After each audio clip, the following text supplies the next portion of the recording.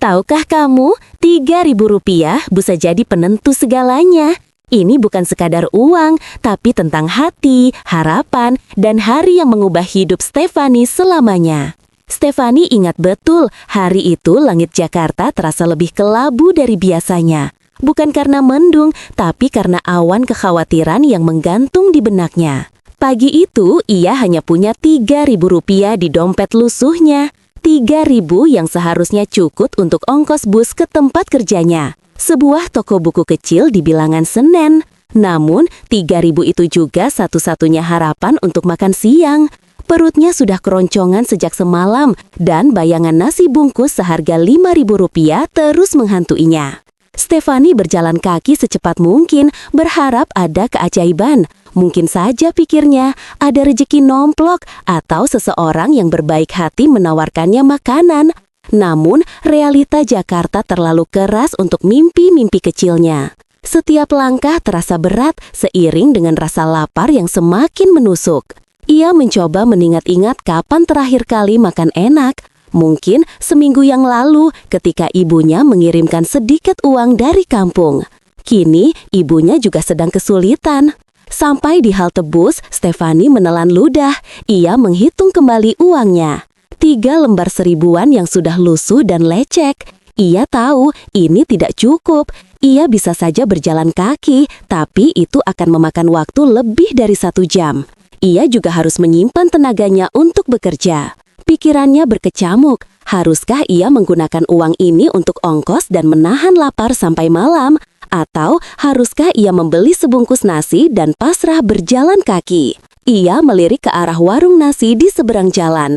Aromanya begitu menggoda, membuat perutnya semakin bergejolak. Ia membayangkan nasi hangat dengan lauk ayam goreng dan sambal terasi. Air liurnya menetes. Ia hampir saja menyerah ketika seorang ibu tua dengan keranjang sayur menghampirinya.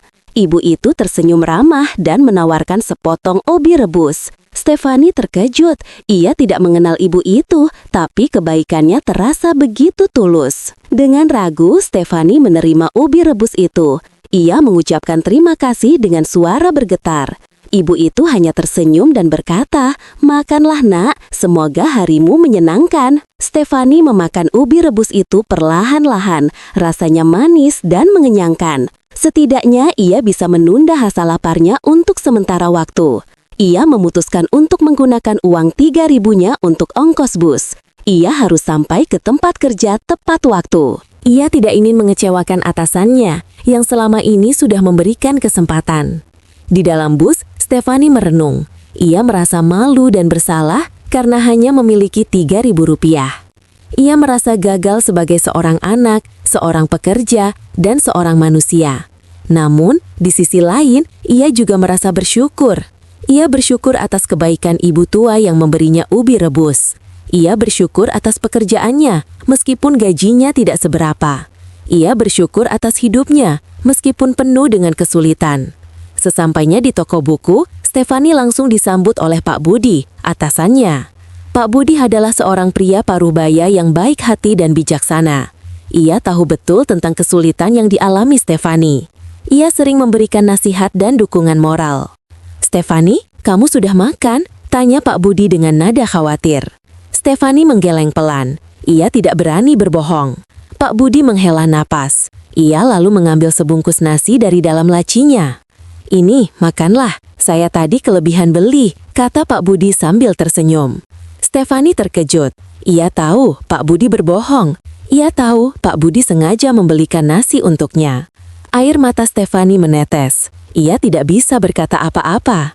Ia hanya bisa mengucapkan terima kasih dengan sepenuh hati. Ia merasa sangat terharu dan terharu atas kebaikan Pak Budi.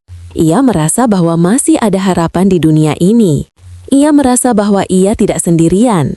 Sambil makan nasi, Stefani merenung kembali. Ia menyadari bahwa Rp3.000 bukanlah akhir dari segalanya. Rp3.000 adalah sebuah ujian, sebuah tantangan, dan sebuah pelajaran. Ia belajar bahwa hidup memang tidak mudah, tapi selalu ada jalan keluar. Ia belajar bahwa kebaikan selalu ada di sekitar kita, meskipun dalam bentuk yang sederhana. Ia belajar bahwa rasa syukur adalah kunci untuk menghadapi segala kesulitan. Ia juga belajar bahwa ia harus bekerja lebih keras dan berjuang lebih gigih untuk meraih impiannya. Ia ingin membuktikan kepada ibunya, kepada Pak Budi, dan kepada dirinya sendiri bahwa ia bisa sukses. Ia ingin membalas semua kebaikan yang telah ia terima. Ia ingin menjadi orang yang bermanfaat bagi orang lain. Ia ingin mengubah hidupnya menjadi lebih baik.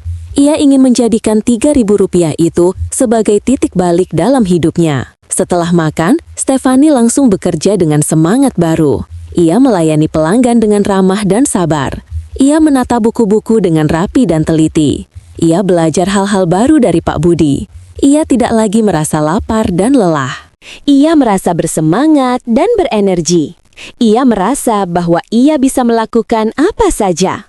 Ia merasa bahwa ia bisa mencapai apa saja. Ia merasa bahwa ia bisa mengubah dunia. Hari itu, Stefani menjual lebih banyak buku dari biasanya. Ia mendapatkan komisi yang cukup besar. Ia sangat senang dan bersyukur. Ia menggunakan sebagian uangnya untuk membeli makanan untuk ibunya.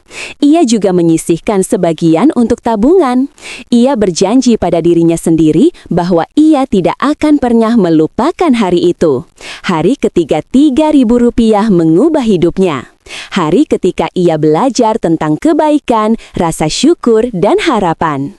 Malam harinya, Stefani pulang ke rumah dengan hati yang lega. Ia bertemu dengan ibunya dan menceritakan semua yang terjadi hari itu. Ibunya menangis haru. Ia memeluk Stefani erat-erat dan berkata, "Kamu adalah anak yang kuat dan hebat. Ibu bangga padamu." Stefani membalas pelukan ibunya. Ia merasa sangat bahagia dan terharu. Ia tahu ia tidak akan pernah bisa membalas semua pengorbanan ibunya. Ia hanya bisa berusaha untuk menjadi anak yang lebih baik. Ia berjanji pada dirinya sendiri bahwa ia akan selalu menjaga ibunya dan membahagiakannya. Ia juga berjanji bahwa ia akan selalu mengingat pelajaran yang ia dapatkan dari Rp3.000. Pelajaran tentang kebaikan, rasa syukur, dan harapan. Pelajaran yang telah mengubah hidupnya selamanya. Kisah Stefani adalah pengingat bagi kita semua, bahwa kadang dalam keterbatasan kita menemukan kekuatan, bahwa dalam kesulitan kita menemukan kebaikan, bahwa dalam kesederhanaan kita menemukan makna hidup yang sebenarnya. Rp3.000 mungkin terlihat kecil, tapi dampaknya bisa sangat besar. Seperti Stefani, kita semua punya potensi untuk mengubah hidup kita, bahkan dengan hal-hal kecil yang kita miliki. Jangan pernah menyerah, jangan pernah kehilangan harapan, dan jangan pernah berbuat baik. Karena siapa tahu kebaikan yang kita lakukan hari ini bisa mengubah hidup seseorang, seperti ubi rebus dan sebungkus nasi mengubah hari Stefani.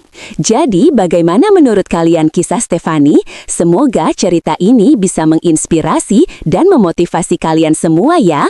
Jangan lupa untuk selalu bersyukur atas apa yang kalian miliki dan selalu berbuat baik kepada sesama. Karena kebaikan itu menular, guys. Oh ya, kalau kalian punya pengalaman serupa atau pesan yang ingin disampaikan, tulis di kolom komentar ya. Aku pengen banget baca cerita-cerita dari kalian.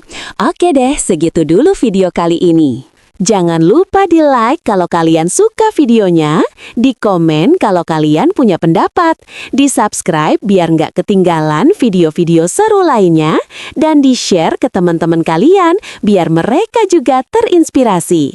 Sampai jumpa di video selanjutnya. Bye-bye!